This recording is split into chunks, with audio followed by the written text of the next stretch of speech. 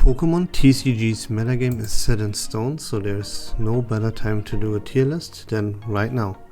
Starting off with Dialga. Dialga is in our C tier because, yeah, it is a deck that cannot break, because you can either start off with Arceus or you can start off with Dialga and you're gonna be fine, which is like one of the most important thing in this metagame. But Dialga just keeps losing. It never gets that first place ever, right? It never wins a tournament. Since this deck became a thing, it pretty much never won any tournament that mattered whatsoever.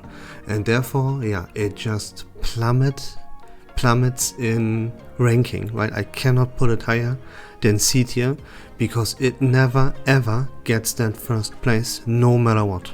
Gyarados, on the other hand, he is a little bit more inconsistent than Dialga, but Gyarados actually gets some like first places, you know? Gyarados can get lucky and win the entire thing. It gets the first place here and there in some pretty big tournaments, and that's why it has to be a rank higher than Dialga EX. Although you have to keep in mind, when you play Gyarados, this deck is very inconsistent. You can hardcore brick and just lose without even being able to play the game. If you are stuck with Manaphy and Magikarp for a few rounds, that's the game for you. Good night, right? But yeah, you can also get lucky. You can evolve really fast. You can get that energy on there really fast with Manaphy and Misty. So this deck has very high highs and very low lows. And yeah, it doesn't deserve higher than B tier, because you can just lose, as I mentioned, without even being able to play the game, and that's a no-go. Like, that does not deserve A or S by any means, and that's why I put Gyarados into the B tier. Now moving on to Beedrill. That is a deck that, yeah, I thought even about not putting this onto this list whatsoever, because it kinda doesn't deserve it, and it's more of an honorable mention. Beedrill can either be played alone, right? You only play Beedrill with 2 Team Rocket Grunts, or you play this thing in a double stage 2 deck and pair it with Meowscarada. But this is complete garbage. I would even deem it unplayable. I only put it here because it sees play and it shows up in tournaments. But yeah, it does not get high placings. It's like not top tier by any means whatsoever, right? It's just an honorable mention here. I had to put it here because it shows up here and there in and has 2 different deck lists. But both of these deck lists are not very successful, right? So yeah, I had to put it here, and that's why it's here, but in F tier easily. Barely even made the list.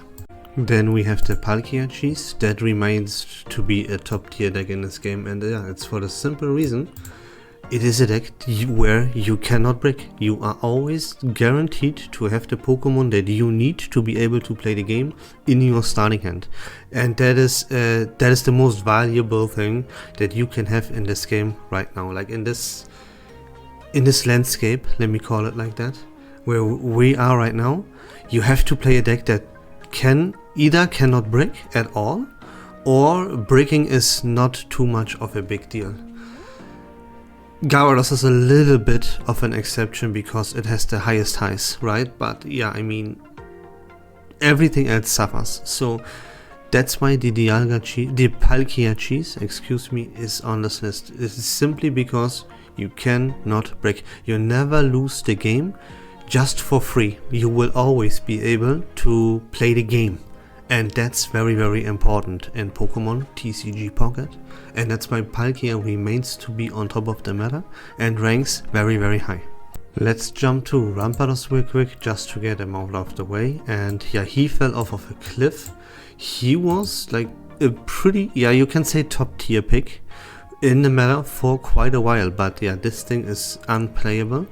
It sees no success whatsoever anymore, even though like it sees play, right? Otherwise, if it wouldn't see play, it wouldn't be here on this list. But same as Beedrill, I had to put it here because yeah, like players are really slow to adapt and realize what is good and what is not good anymore, blah blah, right? So yeah, Rampardos is unplayable garbage. It was never good to begin with. It was still a top tier deck, if you will, for a while, but Yeah, that is no longer the case. You can completely forget about Rampados. Then we have to rank Garantina here first, because otherwise ranking Galate would not make much sense whatsoever. So yeah, Garantina, surprise, surprise, it's S tier. Of course it's S tier. This is by far the best deck in the game. It's coming in, his win rate is between 62% and 63%, so it is completely dominating the meta and nothing else comes even close to that. Now there is a very, very important thing here to mention, and that is that it seems to me the most popular decklist for Garantina is the one with Darkrai Draudigon, but this decklist is significantly less successful compared to Garantina Mewtwo. The decklist that you play with Garantina is you put 2 Garantina EX in your deck and 1 Mewtwo EX, and those are the Pokemon, you play nothing else in this deck. And that is, yeah, again, for this very simple reason that this deck, it cannot break. No matter what you start with, if it's Garantina or Mewtwo, you're gonna be fine regardless. And since you play nothing else, you cannot break. And again, this is the most important thing in Pokemon TCG Pocket right now. You have, if you want to be successful, you have to play a deck that cannot break.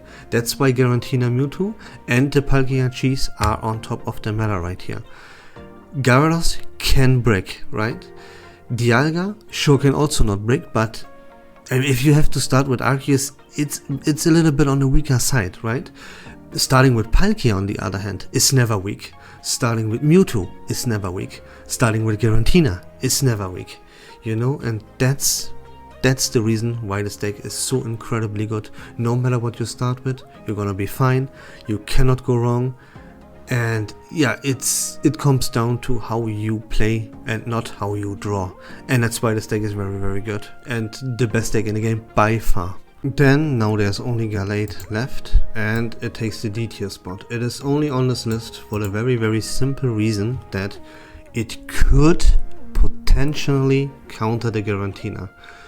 It is also not too bad into the Gyarados, and yeah, it has some shenanigans going even against the Mewtwo, and that is simply because Garantina, and yeah, to some extent Mewtwo and Palkia as well, they need 4 energy attached, right? I mean, yeah, to be fair, they will never have 4 energy attached, because yeah, Mewtwo, whenever Mewtwo has 4 energy attached, he attacks and discards. Same for the Palkia, right?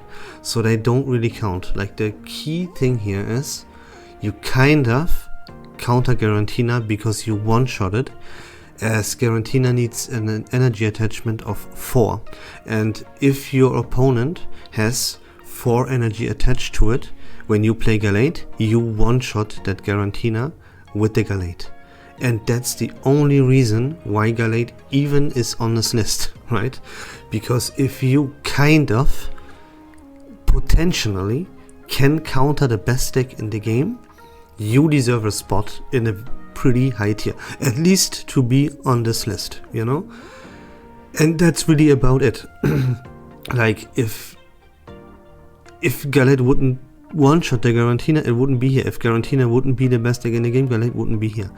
And I say it kind of counters the deck, because you will never counter anything if you are a stage 2, right? But there is a potential here. You can be really fast, you can attack for only 2 energy. If you have Galate on turn 3, it's really a menace against that Garantina.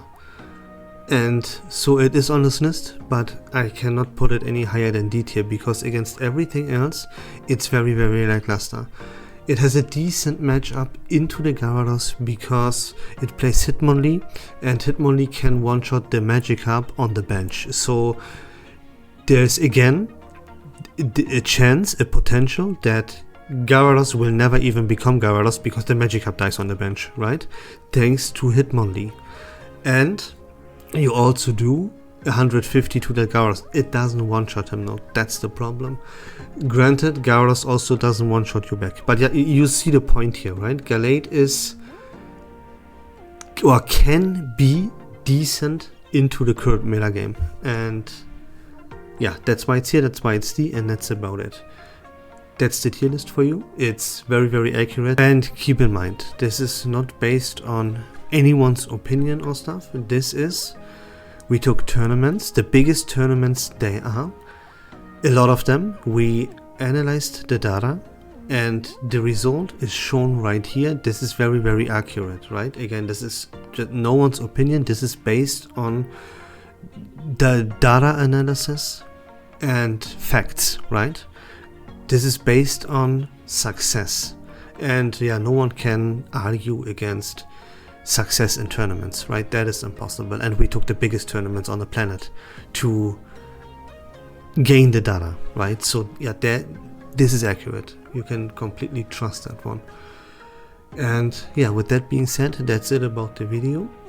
If you like Pokemon TCG Pocket content in general, please consider leaving a follow on my channel. I would really appreciate it.